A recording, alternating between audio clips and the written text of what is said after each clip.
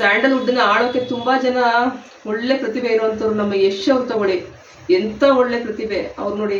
ಅವ್ರ ತಂದೆ bus conductor ಆಗಿದ್ರು ಕೂಡ ಇವತ್ತು ಎಂಥ ಸ್ಥಾನದಲ್ಲಿದ್ದಾರೆ. ಇಡೀ ಪ್ರಪಂಚನೇ ಅವರ ಸಿನಿಮಾಗಳನ್ನ ನೋಡುತ್ತೆ. ಆ ರೀತಿ ಒಳ್ಳೆ ಹೆಸರನ್ನ ಮಾಡಬೇಕು.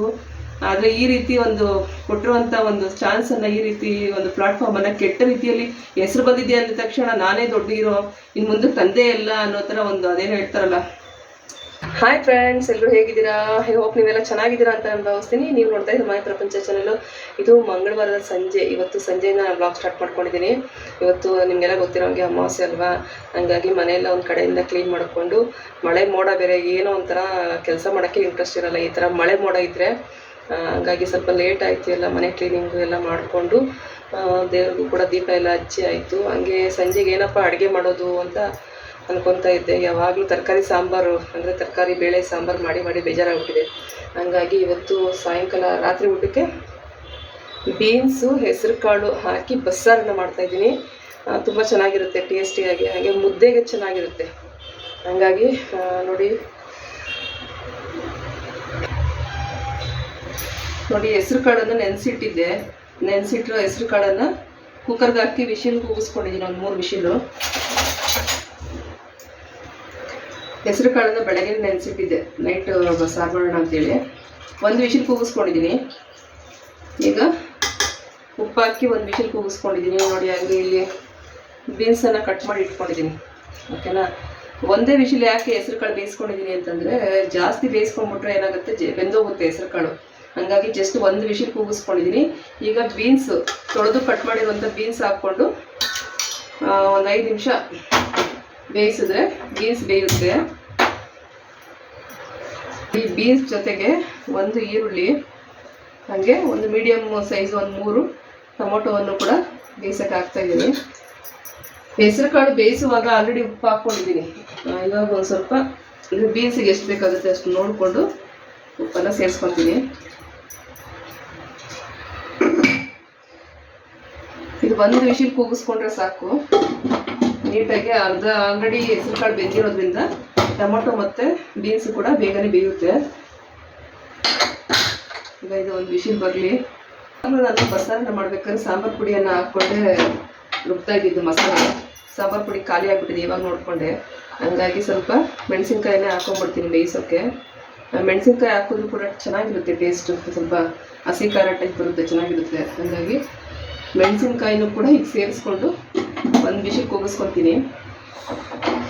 ಹಾಗೆ ಈ ಬಸ್ಸಾರು ಉಪ್ಸಾರು ಎಲ್ಲ ನಾರ್ಮಲಾಗಿ ಎಲ್ಲರೂ ಮಾಡ್ತಾನೆ ಇರ್ತೀವಲ್ವ, ಹಾಗಾಗಿ ಇದು ನಾರ್ಮಲ್ಲೇ. ಅಂದರೆ ನಾನು ಒಂದು ಸ್ವಲ್ಪ ಡಿಫ್ರೆಂಟಾಗಿ ನಾನು ಯಾವ ಥರ ಮಾಡ್ತೀನಿ ಅಂತೇಳಿ ನಿಮ್ಗೆ ಇವತ್ತು ತೋರಿಸ್ಕೊಡ್ತಾ ಇದ್ದೀನಿ ಅಷ್ಟೇ. ಇನ್ನೊಂದು ಏನಪ್ಪ ವಿಚಾರ ಅಂತಂದರೆ, ನಿಮಗೆ ಎಲ್ರಿಗೂ ಗೊತ್ತಿರೋ ಹಾಗೆ ಮಡೆನೂರು ಮನು ಕಾಮಿಡಿ ಕಿಲಾಡಿ 2nd ಸೀಸನಲ್ಲಿ ಅವ್ರು ಬಂದರು ಅಂತ ಕಾಣುತ್ತೆ. ಒಳ್ಳೆ ಒಂದು ಕಾಮಿಡಿಯನ್ನು ಆ ಒಂದು ಸೀಸನಲ್ಲಿ ಅವರೇ ವಿನ್ ಆಗಿದ್ರು ಕೂಡ. ಅವರಿಗೆ ಸಿಕ್ಕಂಥ ಒಂದು ಪ್ಲಾಟ್ಫಾರ್ಮನ್ನು ಒಳ್ಳೆ ರೀತಿಯಲ್ಲಿ ಅದನ್ನು ಉಳಿಸ್ಕೊಂಡು ಬೆಳೆಸ್ಕೊಂಡು ಅವ್ರಿಗೆ ಸಿಕ್ಕಿರೋಂಥ ಚಾನ್ಸ್ ನೋಡಿ. ಒಂದು ರಿಯಾಲಿಟಿ ಶೋಗೆ ಬಂದಂಥವರು ಹೀರೋ ಆಗಿ ಸಿನಿಮಾ ಮಾಡ್ತಾರೆ ಅಂತಂದರೆ ಜನಗಳು ಅವ್ರಿಗೆ ಎಷ್ಟು ಮಟ್ಟಿಗೆ ಒಂದು ಸಕ್ಸಸ್ಸನ್ನು ಕೊಟ್ಟಿರ್ತಾರಲ್ಲ. ಅದನ್ನು ಯಾಕೆ ಅವರು ದುಡ್ಡು ಮತ್ತು ಹೆಸರು ಇದೆಲ್ಲ ಬಂದ ತಕ್ಷಣ ಮನುಷ್ಯ ಹೆಂಗೆ ಚೇಂಜ್ ಆಗ್ತಾನೆ ನೋಡಿ. ಕಟ್ಕೊಂಡಂಥ ಹೆಂಡತಿ ಇದ್ದಾಳೆ, ಒಂದು ಮಗು ಇದೆ, ಆದರೂ ಕೂಡ ಮಿಂಚು ಅವರು ಕೂಡ ಕಾಮಿಡಿ ಕಿಲಾಡಿಯಲ್ಲೇ ಭಾಗವಹಿಸಿ ಜನಪ್ರಿಯ ಆದಂಥವ್ರು.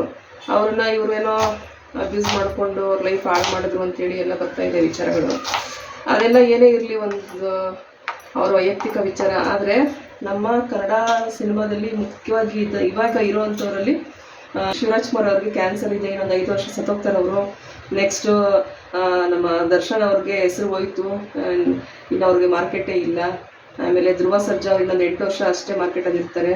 ಆಮೇಲೆ ನಾನೇ ಸ್ಯಾಂಡಲ್ವುಡ್ಡನ್ನು ಆಳೋದು, ಈ ಥರ ಎಲ್ಲ ಮಾತಾಡಿದ್ದಾರೆ ಅಂತ ಒಂದು ಆಡಿಯೋ ಎಲ್ಲ ಕಡೆ ಇನ್ಸ್ಟಾಗ್ರಾಮಲ್ಲಿ ಆಗಿರ್ಬೋದು ತುಂಬ ಕಡೆ ಓಡಾಡ್ತಾ ಇದೆ.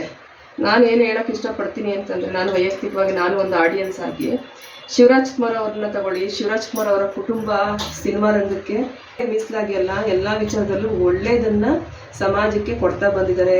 ಒಂದು ಸಿನಿಮಾದಲ್ಲೇ ಆಗಿರ್ಬೋದು, ಒಂದು ಸಂದೇಶಗಳಿರುತ್ತೆ ಅವರ ಸಿನಿಮಾಗಳಲ್ಲಿ. ಪುನೀತ್ ಅವರ ಸಿನಿಮಾಗಳಾಗಿರ್ಬೋದು, ಡಾಕ್ಟರ್ ರಾಜ್ಕುಮಾರ್ ಅವ್ರ ಸಿನಿಮಾಗಳಾಗಿರ್ಬೋದು. ಅವರ ಕುಟುಂಬ ಅಂತಂದರೆ ಒಂದು ಮಾದರಿ ಅನ್ನೋ ರೀತಿಯಲ್ಲಿ ಅವರು ಸಿನಿಮಾ ರಂಗದಲ್ಲಿ ಕೂಡ ಒಳ್ಳೆ ಹೆಸರನ್ನ ಮಾಡ್ಕೊಂಡ್ಬಂದಿದ್ದಾರೆ. ಹಾಗೆ ಸಮಾಜಕ್ಕೂ ಕೂಡ ಒಂದು ಒಳ್ಳೆ ಸಂದೇಶಗಳನ್ನ ಕೊಡ್ತಾ ಬಂದಿದ್ದಾರೆ. ಈ ಮಡೆನೂರು ಮನು ಅವರು ಜಸ್ಟ್ ಒಂದು ಒಳ್ಳೆ ಪ್ಲಾಟ್ಫಾರ್ಮ್ ಸಿಕ್ಕಿದ್ದನ್ನ ಈ ರೀತಿ ಕೆಟ್ಟ ರೀತಿಯನ್ನು ಉಪಯೋಗಿಸ್ಕೊಂಡಿದ್ದು ತುಂಬಾನೇ ಬೇಜಾರಾಯಿತು. ಆದಷ್ಟು ದುಡ್ಡು, ಹಣ, ಆಸ್ತಿ, ಅಂತಸ್ತು, ಹೆಸರು ಇದ್ಯಾವುದು ಶಾಶ್ವತ ಅಲ್ಲ. ಮನುಷ್ಯರಿಗೆ ಶಾಶ್ವತವಾಗಿ ಉಳಿಯೋದೇನು ಗೊತ್ತಾ, ಅವರ ಬಿಹೇವಿಯರು, ಅವ್ರು ಇನ್ನೊಬ್ಬರ ಜೊತೆ ಹೇಗೆ ನಡ್ಕೊತಾರೆ ಅನ್ನೋದು ಮಾತ್ರನೇ ಕೊನೆ ತನಕ ಉಳಿಯುತ್ತೆ. ತುಂಬಾ ಬೇಜಾರಾಯಿತು ಆ ಒಂದು ಆಡಿಯೋನ ಕೇಳಿಸ್ಕೊಂಡು. ಇವರಿಬ್ಬರು ವಿಚಾರ ಏನಿದೆ ಅದು ಅವ್ರ ವೈಯಕ್ತಿಕ. ಮತ್ತು ಇನ್ನೊಂದು ಅವರೇ ಮಾತಾಡಿರೋದು ಅಂತ ಯಾವುದೋ ಒಂದು ವಿಡಿಯೋ ಕೂಡ ನೋಡಿದೆ ಇನ್ಸ್ಟಾಗ್ರಾಮಲ್ಲಿ. ಮಿಂಚು ಅವರನ್ನ, ಆಯಿತು ಬಿಡು ನೀನು ನಾನು ಹೆಂಡ್ತಿ, ಇನ್ನು ಮುಂದೆ ನಾನು ಚೆನ್ನಾಗಿ ನೋಡ್ಕೊತೀನಿ, ಆದರೆ ನೀನು ದುಡ್ದಿದ್ದೆಲ್ಲ ನಂದೆ, ನಿನಗೆ ಏನಾದ್ರು ಬೇಕು ಅಂತಂದರೆ ನನ್ನ ಹತ್ರ ಕೇಳಬೇಕು. ನೀನು ಈರುಳ್ಳಿ ಬೇಕಾ, ಟೊಮೊಟೊ ಬೇಕಾ, ನಾನು ತಂದಾಕ್ತೀನಿ, ಆದರೆ ನೀನು ದುಡ್ದಿದ್ದೆಲ್ಲ ನಂದೆ ಅಂದರೆ ಇನ್ನೂ ಮಡೆನೂರು ಮನು ಅವರ ಮನಸ್ಥಿತಿ, ಅವ್ರ ಮೆಂಟಾಲಿಟಿ ಯಾವ ಥರ ಇದೆ ಅಂದರೆ, ಹೆಣ್ಮಕ್ಳು ಅಂತಂದರೆ ಅವ್ರಿಗೆ ಒಂಥರ ಗುಲಾಮರ ಥರ, ಆ ಥರ ಮನಸ್ಥಿತಿಯಲ್ಲಿದ್ದಾರೆ ಆ ಮನುಷ್ಯ. ಅಂಥ ಒಂದು ಮೆಂಟಾಲಿಟಿ ಇರುವಂಥ ವ್ಯಕ್ತಿಗೆ ನಾವು ಇಷ್ಟು ಈಸಿಯಾಗಿ ಒಂದು ಪ್ಲಾಟ್ಫಾರ್ಮಲ್ಲಿ ವಿನ್ನರ್ ಆಗುವಂಥ ಒಂದು ಸ್ಥಾನವನ್ನು ಕೊಟ್ಟಿದ್ದೀವಿ. ನಾವು ಕನ್ನಡ ಜನತೆಗಳು ಎಷ್ಟು ಮೂರ್ಖರು ಅಂತ ತಿಳ್ಕೊಬೇಕು ಇದರಲ್ಲೇ. ಯಾಕೆಂದರೆ ಹೆಣ್ಮಕ್ಳು ಅಂತಂದರೆ ಆ ಮನುಷ್ಯನಿಗೆ ಇರುವಂಥ ಒಂದು ಬೆಲೆ ಇಲ್ಲ. ಆ ಮಾತಲ್ಲಿ ನೋಡ್ಬೋದು, ಆಡಿಯೋಗಳು ಬೇಕಾದರೆ ಈ ಒಂದು ವಿಡಿಯೋದಲ್ಲಿ ನಾನು ಮೇಲ್ಗಡೆ ಅಟ್ಯಾಚ್ ಮಾಡ್ತೀನಿ, ಬೇಕಾದರೆ ನೋಡಿ ನೀವು.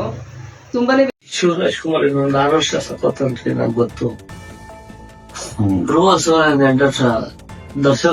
ದರ್ಶನ್ ಸತ್ತೋದ, ಯಾರು ಮೊಬೈಲ್ ರೆಕಾರ್ಡ್ ಮಾಡ್ಲಿಲ್ಲ. ದರ್ಶನ್ ಸರ್ ಒಂದು 6 ವರ್ಷ ಕ್ರೇಜ್ ಇರುತ್ತೆ ಸಿನಿಮಾ. ಅವ್ರ 3 ಜನ ಮಧ್ಯೆ ಕಾಂಪಿಟೇಷನ್ ಕೂಡ ಕುಂತ ಗಂಡುಗಲ್ಲಿದೆ. ತುಂಬಾನೇ ಬೇಜಾರಾಗುತ್ತೆ ಆ ಮಾತುಗಳು ಬಾಯಲ್ಲಿ ಕೇಳಿಸ್ಕೋಬೇಕಾದ್ರೆ. ಇವತ್ತಿಂದ ಚೆನ್ನಾಗಿ ನಾನು ಹೆಂಡ್ತಿ, ಮುಂದಕ್ಕೆ ಚೆನ್ನಾಗಿ ನೋಡ್ಕೊತೀನಿ, ನಾನು ನಿನ್ನನ್ನು, ನೀನು ದುಡ್ದಿದ್ದೆಲ್ಲ ನನಗೇನೆ, ಆದರೆ ನಿನಗೆ ಏನಾದ್ರು ಬೇಕು, ಈರುಳ್ಳಿ ಬೇಕು, ಟೊಮೊಟೊ ಬೇಕು ಅಂದರೆ ನನ್ನ ಹತ್ರ ಕೇಳ್ಬೇಕು, ನಾನು ತಂದಾಕ್ತೀನಿ, ಆದರೆ ನೀನು ದುಡ್ದಿದ್ದು ಯಾವುದು ₹1 ನಿನ್ನ ಹತ್ರ ಇಟ್ಕೊಳಂಗಿಲ್ಲ, ಎಲ್ಲ ನನಗೆ ಕೊಟ್ಬಿಡ್ಬೇಕು. ಇದೆಲ್ಲ ಇವಾಗಿನ ಒಂದು ಪ್ರಪಂಚದಲ್ಲಿ ಹೆಣ್ಣುಮಕ್ಕಳು ದುಡಿದು ಗಂಡಸರ ಕೈ ಕೊಡ್ಬೇಕಂತೆ. ಇದು ಎಂಥ ಕಾಲ ಅಪ್ಪ ಇದು. ಇದನ್ನ ಈ ಥರ ಮಾತಾಡ್ತಾ ಇದ್ದಾರಲ್ಲ, ಈ ಮನಸ್ಥಿತಿ ಮನುಷ್ಯ ಹೆಂಗೆ, ಇವ್ರ ತಾಯಿ ಆಗಿರ್ಬೋದು, ಅವ್ರ ಫ್ಯಾಮಿಲಿ ಹೆಣ್ಮಕ್ಳ ಹತ್ರ ಹೆಂಗೆ ನಡ್ಕೋಬೇಕು, ಹೆಂಗೆ ಮಾತಾಡಬೇಕು ಅಂತ ಹೇಳ್ಕೊಟ್ಟಿಲ್ವಾ, ಏನು ಕಥೆನೋ ಗೊತ್ತಿಲ್ಲ. ಏನೇ ಇರಲಿ, ಆದರೆ ನಮ್ಮ ಶಿವರಾಜ್ ಕುಮಾರ್ ಅವ್ರ ಬಗ್ಗೆ, ದರ್ಶನ್ ಅವ್ರ ಬಗ್ಗೆ, ಮತ್ತು ನಮ್ಮ ಧ್ರುವ ಸರ್ಜಾ ಅವ್ರ ಬಗ್ಗೆ ಅದನ್ನೆಲ್ಲ ಮಾತಾಡಿದ್ದು. ಮತ್ತು ಮುಂದಕ್ಕೆ ನಾನೇ ಸ್ಯಾಂಡಲ್ವುಡ್ಡನ್ನ ಆಳೋಕ್ಕೆ ತುಂಬ ಜನ ಒಳ್ಳೆ ಪ್ರತಿಭೆ ಇರುವಂಥವ್ರು. ನಮ್ಮ ಯಶ್ ಅವ್ರು ತಗೊಳ್ಳಿ, ಎಂಥ ಒಳ್ಳೆ ಪ್ರತಿಭೆ ಅವ್ರು ನೋಡಿ. ಅವ್ರ ತಂದೆ ಬಸ್ ಕಂಡಕ್ಟರ್ ಆಗಿದ್ರು ಕೂಡ ಇವತ್ತು ಎಂಥ ಸ್ಥಾನದಲ್ಲಿದ್ದಾರೆ. ಇಡೀ ಪ್ರಪಂಚನೇ ಅವರ ಸಿನಿಮಾಗಳನ್ನ ನೋಡುತ್ತೆ. ಆ ರೀತಿ ಒಳ್ಳೆ ಹೆಸರನ್ನ ಮಾಡಬೇಕು. ಆದರೆ ಈ ರೀತಿ ಒಂದು ಕೊಟ್ಟಿರುವಂಥ ಒಂದು ಚಾನ್ಸನ್ನು, ಈ ರೀತಿ ಒಂದು ಪ್ಲಾಟ್ಫಾರ್ಮನ್ನು ಕೆಟ್ಟ ರೀತಿಯಲ್ಲಿ ಹೆಸರು ಬಂದಿದೆ ಅಂದ ತಕ್ಷಣ ನಾನೇ ದೊಡ್ಡ ಹೀರೋ, ಇನ್ನು ಮುಂದೆ ತಂದೆ ಇಲ್ಲ ಅನ್ನೋ ಥರ ಒಂದು ಅದೇನು ಹೇಳ್ತಾರಲ್ಲ, ಅಲ್ಪಂಗೆ ಐಶ್ವರ್ಯ ಬಂದರೆ ಏನೋ ಅದು ನನಗೆ ಬರಲ್ಲ ಸರಿಯಾಗಿ. ಅಲ್ಪಂಗೆ ಐಶ್ವರ್ಯ ಬಂದರೆ ರಾತ್ರಿ ಎದ್ದು ಕೊಡೆ ಹಿಡಿದ್ರು ಅಂತ ಏನೋ ಬರುತ್ತೆ. ಹಾಗಾಗಿ ಯಾರಿಗಾದ್ರೂ ಆ ಗಾದೆ ಕರೆಕ್ಟಾಗಿ ಗೊತ್ತಿರೋ ನನ್ನ ಕಮೆಂಟ್ ಬಾಕ್ಸಲ್ಲಿ ತಿಳಿಸಿ. ಈ ಒಂದು ಟಾಪಿಕ್ ಮಾತಾಡಬೇಕು ಅಂತ ಮೊನ್ನೆಯಿಂದ ಅನ್ನಿಸ್ತಾ ಇತ್ತು, ಹಂಗಾಗಿ ಇವತ್ತು ಮಾತಾಡಿದೆ ಅಷ್ಟೇ, ಇನ್ನೇನಿಲ್ಲ. ಈಗ ಹೆಸರು ಕಾಳು ಬೆಂದಿದೆ ಒಂದು ವಿಷಿಲು.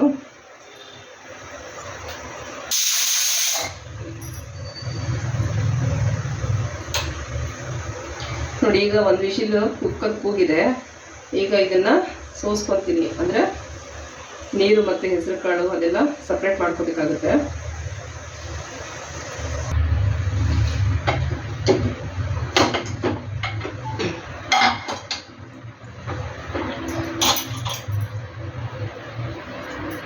ನೋಡಿ, ಈಗ ಬೀನ್ಸು, ಈರುಳ್ಳಿ, ಟೊಮೊಟೊ, ಹಸಿಮೆಣಸಿನ್ಕಾಯಿ ಎಲ್ಲ ಬೆಂದಿರೋ ಅಂಥದ್ದನ್ನ ಒಂದು ಸೈಡಿಗೆ ತಕ್ಕೊತೀನಿ. ಹಸಿಮೆಣಸಿನ್ಕಾಯಿ ಮೇಲೆ ಹಾಕಿದ್ನಲ್ಲ, ಎಲ್ಲ ಮಿಕ್ಸ್ ಆಗೋದ್ರೆ ಮತ್ತೆ ತೆಗಿಲಿಕ್ಕೆ ಕಷ್ಟ ಆಗುತ್ತೆ. ಅದಕ್ಕೆ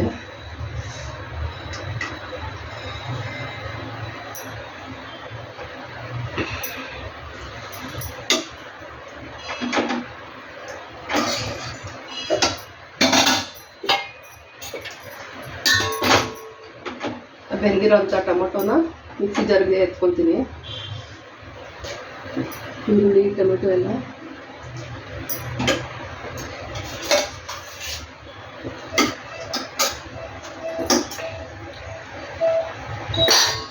ಹಾಗೆ ಮೆಣಸಿನ್ಕಾಯಿ ಅದನ್ನು ಕೂಡ ಜಾರ್ಗೆ ಹಾಕ್ಕೊತೀನಿ. ತೆಂಗಿನಕಾಯಿ ತುರಿದಿಟ್ಕೊಂಡಿದ್ದೆ, ಫ್ರೆಶ್ ತೆಂಗಿನಕಾಯಿನ. ಸ್ವಲ್ಪ ತೆಂಗಿನಕಾಯಿ ತುರಿ ಕೂಡ ಹಾಕ್ಕೊಡ್ತೀನಿ ಮಿಕ್ಸಿ ಜಾರ್ಗೆ. ಇದು ಒಗ್ಗರಣೆ ಮಾಡ್ತೀವಲ್ಲ ಪಲ್ಯಕ್ಕೆ, ಅದಕ್ಕೆ ಸ್ವಲ್ಪ ಕೊತ್ತಂಬರಿ ಸೊಪ್ಪು,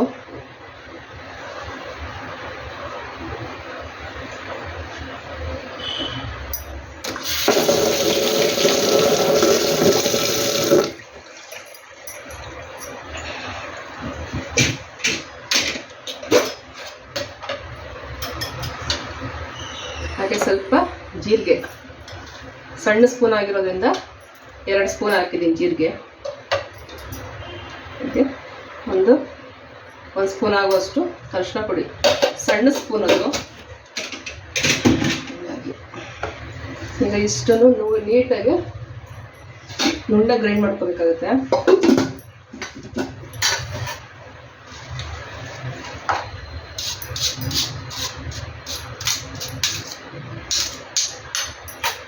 ಜಾಸ್ತಿ ಪಾತ್ರೆಗಳನ್ನ ಯೂಸ್ ಮಾಡಿದ್ರೆ ಮತ್ತೆ ನಾನೇ ತೊಳಿಬೇಕು, ಅದಕ್ಕೋಸ್ಕರ ಇರೋದ್ರಲ್ಲೇ ಹಂಗೆ ಅಡ್ಜಸ್ಟ್ ಮಾಡಿ ಅಡುಗೆ ಮಾಡ್ತೀನಿ.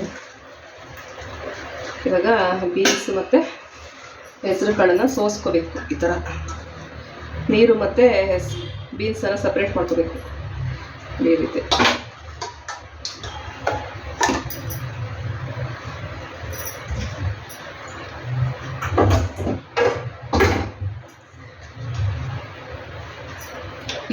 ಈ ಪಾತ್ರೆ ತುಂಬ ಇಷ್ಟ ನನಗೆ. ಯಾಕೆ ಅಂತಂದರೆ ಎಷ್ಟು ಚೆನ್ನಾಗಿದೆ ಗೊತ್ತಾ, ಹ್ಯಾಂಡಲ್ ಎಲ್ಲ ತುಂಬ ಸ್ಟ್ರಾಂಗ್ ಆಗಿ ತುಂಬ ಚೆನ್ನಾಗಿದೆ. ಇದು ಬಂದು GRTನಲ್ಲಿ ಜ್ಯುವೆಲ್ಸ್ ತೊಗೊತೀವಲ್ವ, ಅದರಲ್ಲಿ ಗಿಫ್ಟ್ ಕೊಟ್ಟಿದ್ದು, ಪ್ರೆಸ್ಟೀಜ್ ಅವ್ರದ್ದು. ಚೆನ್ನಾಗಿದೆ. ಇವಾಗ ಇದಕ್ಕೆ ಒಂದು ಸ್ವಲ್ಪ ಎಣ್ಣೆ ಹಾಕ್ಕೊತೀನಿ. ನಿಮ್ಮ ಮನೇಲಿ ಯಾವ ಥರ ಬಸ್ಸಾರು ಮಾಡ್ತೀರಾ? ಬಸ್ಸಾರು ಸುಮಾರು ಟೈಪ್ ಮಾಡ್ಬೋದು. ನೀವು ಯಾವ ಥರ ಮಾಡ್ತೀರಾ? ಸೇಮ್ ನಾನು ಮಾಡ್ದಂಗೆ ಮಾಡ್ತೀರಾ ಅಥವಾ ನೀವೇನಾದರೂ ಸ್ವಲ್ಪ ಡಿಫ್ರೆಂಟಾಗಿ ಮಾಡ್ತೀರಾ ಏನಂತ ಪೂರ್ತಿ ವಿಡಿಯೋ ನೋಡಿ ಕಮೆಂಟ್ ಬಾಕ್ಸಲ್ಲಿ ತಿಳಿಸಿ, ಓಕೆನಾ?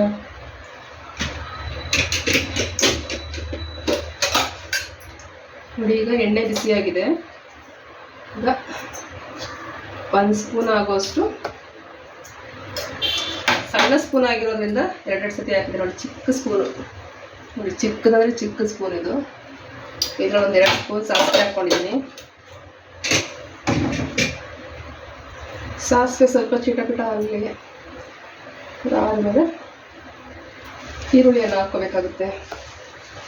ತುಂಬ ಚೆನ್ನಾಗಿರುತ್ತೆ ಬಸ್ಸಾರು. ಎಲ್ಲ ಸಾರು ಅಂತಂದರೆ ಬಸ್ಸಾರು ಯಾವುದೇ ರೀತಿ ಬಸ್ಸಾರು ಮಾಡಿ ಸೂಪರಾಗಿರುತ್ತೆ. ಯಾಕೆ ಗೊತ್ತಾ, ಆ ಕಾಳನ್ನು ಬೇಯಿಸಿದ ನೀರಲ್ಲಿ ತೆಗೆದು ಸಾಂಬಾರು ಮಾಡ್ತೀವಿ, ಮತ್ತು ಪಲ್ಯನ ಜಸ್ಟ್ ಹಂಗೆ ಒಗ್ಗರಣೆ ಮಾಡೋದು. ಕಾಳಾಗಲಿ ತರಕಾರಿ ಆಗಲಿ, ಅದೇನಾಗುತ್ತೆ ಗೊತ್ತಾ, ಕಾಳಲ್ಲಿ ತರಕಾರಿಯಲ್ಲಿರುವಂಥ ಎಲ್ಲ ಅಂಶ ನೀರಲ್ಲಿ ಬಂದಿರುತ್ತೆ. ಆ ನೀರಲ್ಲಿ ಸಾಂಬಾರು ಮಾಡೋದ್ರಿಂದ ಬೇಯಿಸಿದ ನೀರಲ್ಲಿ ಬಸಿದ ಸಾರು ಅಂತ ಹೆಸರು. ಅದು ಆಡು ಭಾಷೆ ಏನಾಗಿದೆ, ಬಸ್ಸಾರು ಅಂತ ಆಗ್ಬಿಟ್ಟಿದೆ.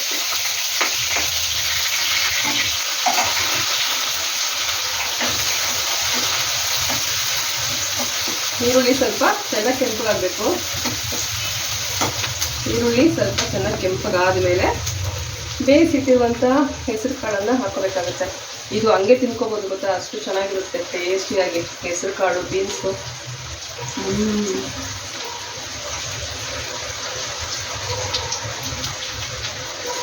ನಾವು ಚಿಕ್ಕ ವಯಸ್ಸಲ್ಲಿರುವಾಗ ನಮ್ಮ ಅಜ್ಜಿ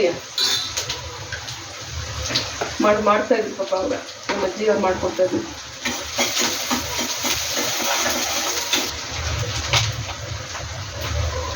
ಈರುಳ್ಳಿ ಸ್ವಲ್ಪ ಫ್ರೈ ಆದಮೇಲೆ ತೆಂಗಿನಕಾಯಿನ ಹಾಕ್ಕೊಳ್ತೀನಿ. ತೆಂಗಿನಕಾಯಿನೂ ಕೂಡ ಹಾಕಿ ಸ್ವಲ್ಪ ಫ್ರೈ ಮಾಡ್ಕೊಂಡಾದ್ಮೇಲೆ ಬೇಯಿಸಿರುವಂಥ ಹೆಸರು ಕಾಳು ಮತ್ತು ಬೀನ್ಸನ್ನು ಕೂಡ ಹಾಕ್ಕೊಳ್ತೀನಿ. ಮನೆಯಲ್ಲಿ ಸ್ವಲ್ಪ ತರಕಾರಿ ಕಾಳು ಎಲ್ಲ ಜಾಸ್ತಿನೇ ತಿಂತಾರೆ. ಅನ್ನ ರೈಸ್ ಕಡಿಮೆ ಮಾಡಿ ಈ ಥರ ಕಾಳು ಪಲ್ಯಗಳು ಸ್ವಲ್ಪ ಜಾಸ್ತಿ ತಿಂತಾರೆ. ಹಂಗಾಗಿ ಸ್ವಲ್ಪ ಕ್ವಾಂಟಿಟಿ ಜಾಸ್ತಿನೇ ಇದೆ, ಸ್ವಲ್ಪ ಜಾಸ್ತಿನೇ ಮಾಡಿದ್ದೀನಿ. ತುಂಬ ಟೇಸ್ಟಿಯಾಗಿ ತುಂಬ ಚೆನ್ನಾಗಿರುತ್ತೆ ತಿನ್ನೋಕೆ. ಮಾತ್ರ ಬರೀ ಪಲ್ಯ ತಿಂದು ಹೊಟ್ಟೆ ತುಂಬಿಸ್ಕೊಬೋದು, ಅಷ್ಟು ಟೇಸ್ಟಿಯಾಗಿರುತ್ತೆ. ಬಸ್ಸಾರು ಪಲ್ಯ ಸೂಪರ್ ಟೇಸ್ಟಿಯಾಗಿರುತ್ತೆ. ತುಂಬ ಥರ ಬಸ್ಸಾರು ಮಾಡ್ಬೋದು. ನೀವು ಯಾವ್ಯಾವ ಥರ ಬಸ್ಸಾರು ಮಾಡ್ತೀರಾ ಅಂತೇಳಿ ಕಮೆಂಟ್ ಬಾಕ್ಸಲ್ಲಿ ತಿಳಿಸಿ. ಆಮೇಲೆ ಪರ್ಟಿಕ್ಯುಲರ್ ಆಗಿ ಹೆಸರು ಕಾಳು ಮತ್ತು ಬೀನ್ಸ್ ಹಾಕಿ ಮಾಡುವಂಥ ಬಸ್ಸಾರು ನಿಮಗೆ ಇಷ್ಟನಾ ಅಂತಲೂ ಕೂಡ ತಿಳಿಸಿ. ನನಗಂತೂ ತುಂಬ ಇಷ್ಟ, ನಮ್ಮನೇಲಿ ಎಲ್ಲರಿಗೂ ಇಷ್ಟಪಡ್ತಾರೆ ಈ ಒಂದು ಬಸ್ಸಾರ. ನೋಡಿ ಇಷ್ಟು ಈಸಿಯಾಗಿ ಪಲ್ಯ ರೆಡಿ ಆಯಿತು. ಇಷ್ಟೇ, ಪಲ್ಯ ಈಗ ರೆಡಿ ಆಯಿತು. ಈಗ ಇದನ್ನು ರುಬ್ಕೊಂಡ್ಬರ್ತೀನಿ.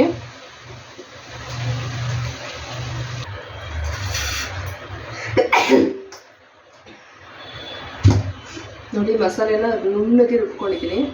ರುಬ್ಬಿರುವಂಥ ಮಸಾಲೆನ ಈ ಪಾತ್ರೆಗೆ ಹಾಕ್ಕೊತಾ ಇದ್ದೀನಿ. ಈಗ ಮಿಕ್ಸಿ ಜಾರಿಗೆ ನಾವು ಬೇಯಿಸಿಟ್ಟಿದ್ವಲ್ಲ ಹೆಸರು ಕಾಳು ಮತ್ತು ಬೀನ್ಸು, ಆ ಬೇಯಿಸಿದ ನೀರನ್ನು ಹಾಕ್ತಾಯಿದ್ದೀನಿ.